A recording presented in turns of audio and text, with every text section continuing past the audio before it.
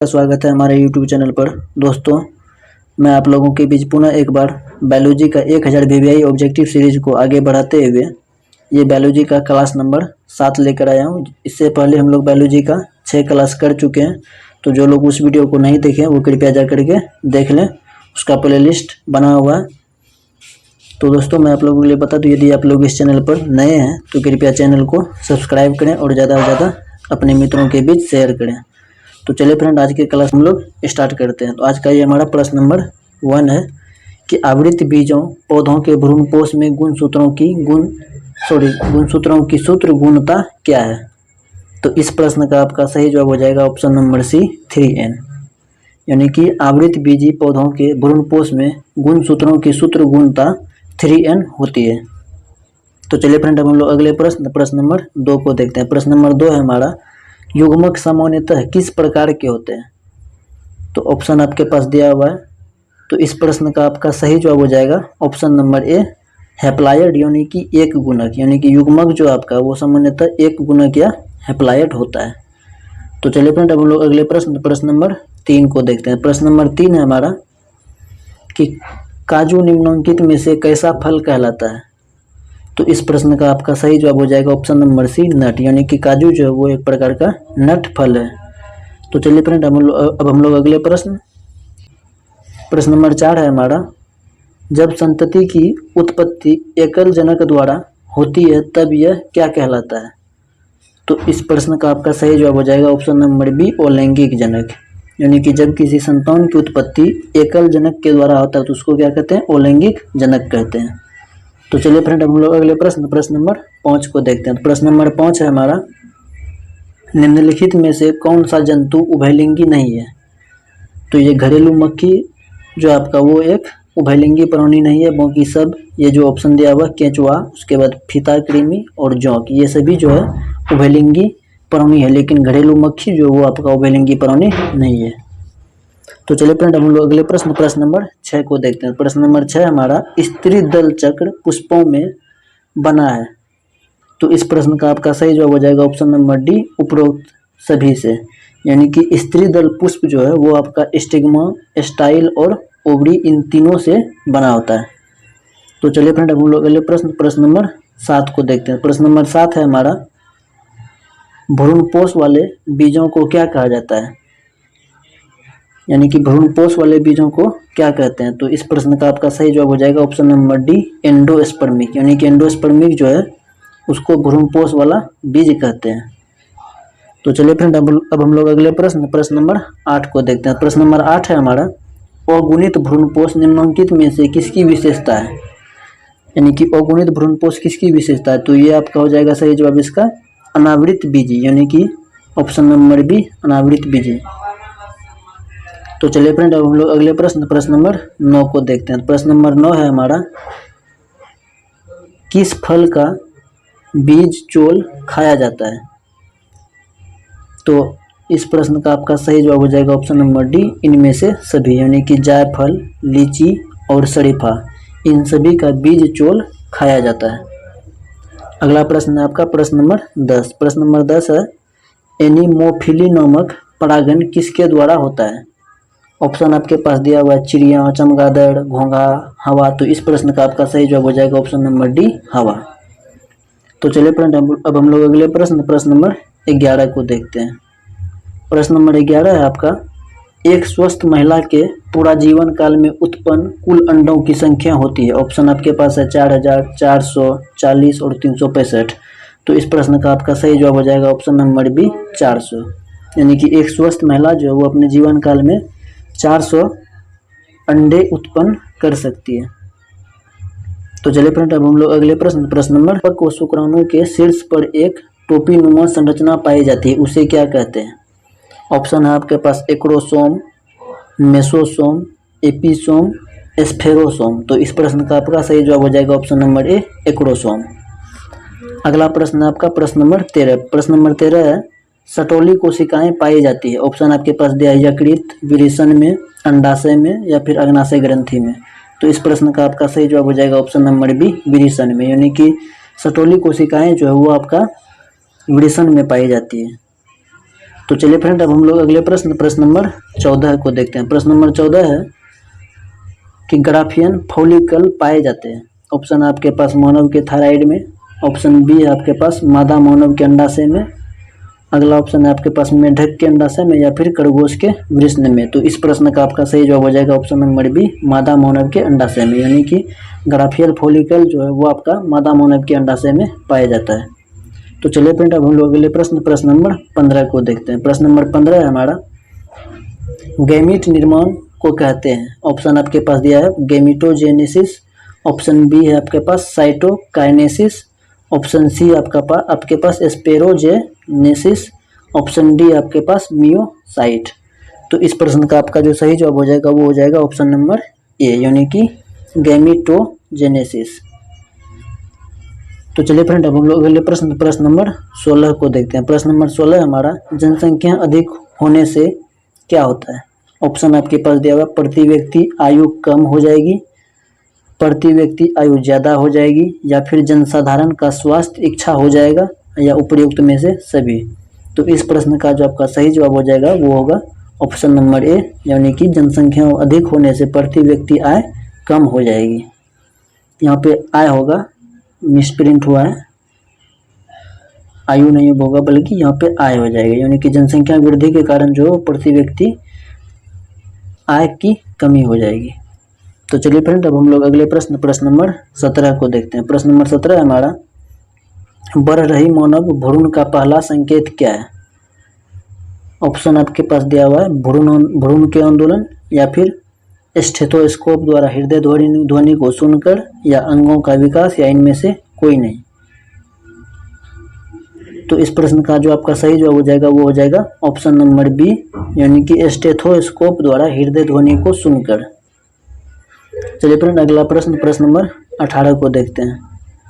प्रश्न नंबर 18 हमारा, एक संकर का जेनोटिपिक अनुपात क्या है। ऑप्शन है आपके पास 1:2:1, या फिर 3:1, या फिर 9:3:3:1, या फिर इनमें से कोई नहीं। तो इस प्रश्न का जो आपका सही जवाब हो जाएगा वो हो जाएगा ऑप्शन नंबर ए, 1:2:1, यानी कि एक संकर का जेनोटिपिक अनुपात जो होता है वो होता है आपका 1:2:1। तो चलिए अगला प्रश्न को देखते हैं। प्रश्न नंबर 19। प्रश्न नंबर 19 है हमारा, एक ही स्थान पर उपस्थित रहने वाले जीन जिनकी विभिन्न अभिव्यक्ति हो वे कहलाते हैं। ऑप्शन आपके पास दिया हुआ है बहुअलील, या फिर बहुजीन, या फिर ओंकोजीन, या फिर सहप्रभावित जीन। तो इस प्रश्न का जो आपका सही जवाब हो जाएगा वो हो जाएगा ऑप्शन नंबर ए, बहुअलील, यानी कि एक ही स्थान पर उपस्थित रहने वाले जीन जिनकी विभिन्न अभिव्यक्ति हो उसको क्या कहते हैं, बहुअलील जीन कहते हैं। तो चलिए फ्रेंड, अब हम लोग अगले प्रश्न नंबर 20 को देखते हैं। प्रश्न नंबर 20 है आपका, द्विसंकर क्रॉस में अनुलक्षणी अनुपात होता है। ऑप्शन आपके पास दिया हुआ 3:1, या फिर 1:2:1, या फिर 9:7, या 9:3:3:1। तो इस प्रश्न का जो आपका सही जवाब हो जाएगा वो हो जाएगा ऑप्शन नंबर डी, 9:3:3:1। तो चलिए अब हम लोग अगले प्रश्न नंबर 21 को देखते हैं। प्रश्न नंबर 21 है, F2 संतति की बाह्य लक्षणी अनुपात अपूर्ण प्रभाविता की स्थिति में क्या होता है। ऑप्शन आपके पास दिया हुआ 3:1, ऑप्शन बी दिया हुआ 2:2, ऑप्शन सी 1:2:1, या फिर ऑप्शन नंबर डी इनमें से कोई नहीं। तो इस प्रश्न का जो आपका सही जवाब हो जाएगा वो हो जाएगा ऑप्शन नंबर सी, 1:2:1। तो चलिए फ्रेंड, अब हम लोग अगले प्रश्न नंबर 22 को देखते हैं। प्रश्न नंबर 22 है हमारा, मेंडल के नियम का एक अपवाद है, यानी कि मेंडल के नियम का अपवाद क्या है। ऑप्शन आपके पास दिया हुआ प्रभाविता, या फिर युग्मक की शुद्धता, या फिर सहलग्नता, या फिर स्वतंत्र अपव्यूहन। तो इस प्रश्न का जो आपका सही जवाब हो जाएगा वो हो जाएगा ऑप्शन नंबर सी, सहलग्नता, यानी कि मेंडल के नियम का अपवाद सहलग्नता है। तो चलिए फ्रेंड, अब हम लोग अगले प्रश्न नंबर 23 को देखते हैं। प्रश्न नंबर 23 है हमारा, डाउन सिंड्रोम में गुणसूत्रों की संख्या कितनी होती है। ऑप्शन दिया हुआ आपके पास 46, या फिर 47, या 48, या इनमें से कोई नहीं। तो इस प्रश्न का जो आपका सही जवाब हो जाएगा वो हो जाएगा ऑप्शन नंबर बी, 47, यानी कि डाउन सिंड्रोम में गुणसूत्र की संख्या कितनी होती है, वो 47 होती है। तो चलिए अब हम लोग अगले प्रश्न नंबर 24 को देखते हैं। प्रश्न नंबर 24 है हमारा, सुकेंद्रियों में tRNA, 5srRNA एवं snRNA के अनुलेखन में इनमें से कौन अंतर्ग्रस्त है? तो इस प्रश्न का जो आपका सही जवाब हो जाएगा वो होगा ऑप्शन नंबर सी, RNA पॉलीमेराज 3। तो चलिए अब हम लोग अगले प्रश्न नंबर 25 को देखते हैं। प्रश्न नंबर 25 है हमारा, न्यूक्लिक अम्ल पॉलीमर है, यानी कि न्यूक्लिक अम्ल किसका पॉलीमर है? ऑप्शन आपके पास दिया हुआ है न्यूक्लियोटाइड का, या फिर न्यूक्लियोसाइड का, या फिर एमिनो अम्ल का, या फिर न्यूक्लियो, या फिर न्यूक्लियो, या फिर ऑप्शन नंबर डी। तो चलिए अब हम लोग अगले प्रश्न नंबर 26 को देखते हैं। प्रश्न नंबर 26 हमारा, ऐच्छिक जीन के बहुलीकरण हेतु किसका उपयोग कर सकते हैं? ऑप्शन आपके पास दिया है MMR का, या फिर PCR का, या फिर MRI का, या फिर इन सभी का। तो इस प्रश्न का जो आपका सही जवाब हो जाएगा वो होगा ऑप्शन नंबर बी, PCR का, यानी कि ऐच्छिक जीन के बहुलीकरण के लिए आप PCR का उपयोग कर सकते हैं। तो चलिए अब हम लोग अगले प्रश्न नंबर 27 को देखते हैं। तो प्रश्न नंबर 27 है हमारा, पॉलीमेरेज श्रृंखला अभिक्रिया का क्या कार्य है? तो इस प्रश्न का जो आपका सही जवाब हो जाएगा वो होगा ऑप्शन नंबर डी, DNA प्रवर्धीकरण, यानी कि पॉलीमेरेज श्रृंखला का कार्य होता है DNA प्रवर्धीकरण। तो चलिए अब हम लोग अगले प्रश्न नंबर 28 को देखते हैं। प्रश्न नंबर 28 है हमारा, RNA के पायरीमिडीन में पाया जाता है। ऑप्शन आपके पास दिया हुआ साइटोसिन एवं थाइमिन, अगला ऑप्शन आपके पास एडेनिन एवं गुआनिन, ऑप्शन सी है आपके पास साइटोसिन एवं यूरासिल, या फिर ऑप्शन नंबर डी थाइमिन एवं यूरासिल। तो इस प्रश्न का जो आपका सही जवाब हो जाएगा वो होगा ऑप्शन नंबर सी, साइटोसिन एवं यूरासिल, यानी कि RNA के पायरीमिडल में क्या पाया जाता है? तो वो साइटोसिन एवं यूरासिल पाया जाता है। तो चलिए फ्रेंड अब हम लोग अगले प्रश्न नंबर 29 को देखते हैं। प्रश्न नंबर 29 है हमारा, DNA तथा RNA के प्यूरिन में कौन कौन से नाइट्रोजिनस क्षार होते हैं?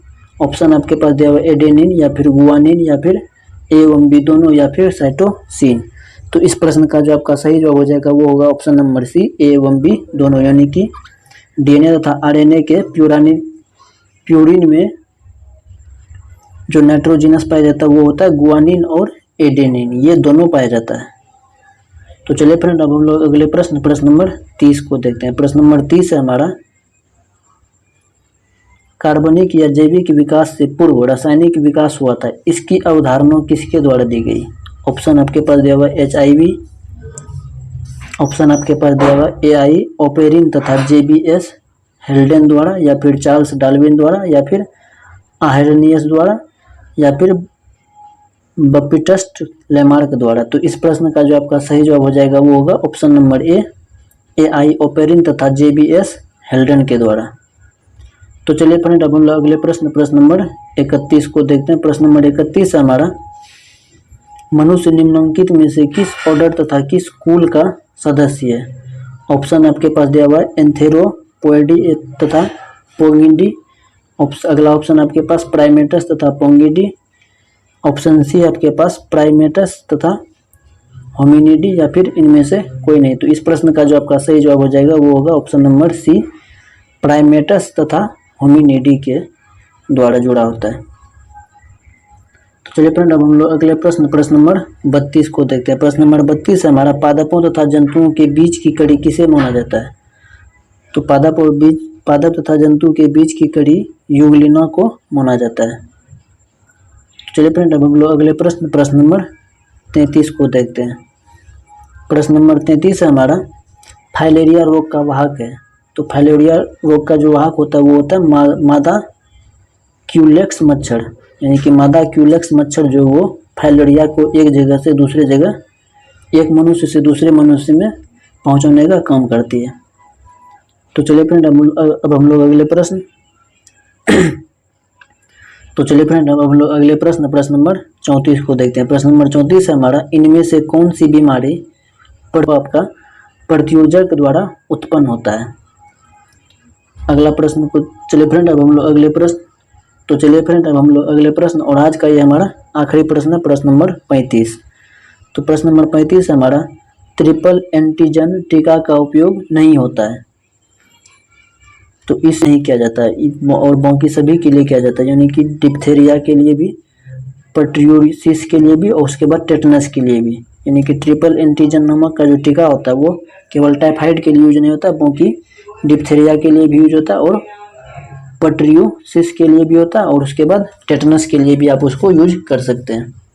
तो चलिए फ्रेंड, आज के लिए बस इतना ही, मिलते हैं फिर किसी अगले क्लास में। दोस्तों, यदि आप लोग इस चैनल पर नए जुड़े हैं तो प्लीज़ यार आप लोग चैनल को सपोर्ट करें और ज़्यादा से ज़्यादा चैनल को सब्सक्राइब करें।